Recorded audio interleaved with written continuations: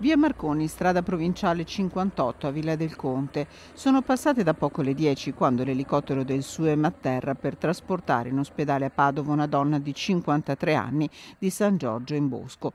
Viaggiava sulla sua Yaris quando, dopo aver perso il controllo del mezzo, è uscita di strada ribaltandosi su un fianco e finendo la sua corsa contro un palo del telefono. Estratta dall'abitacolo grazie all'intervento dei vigili del fuoco di Borgoricco, le sue condizioni sono apparse da subito molto serie. Sul posto, per i rilievi, gli agenti della polizia locale e della Federazione del Campo Sampierese. Un lunedì difficile dopo un fine settimana altrettanto doloroso.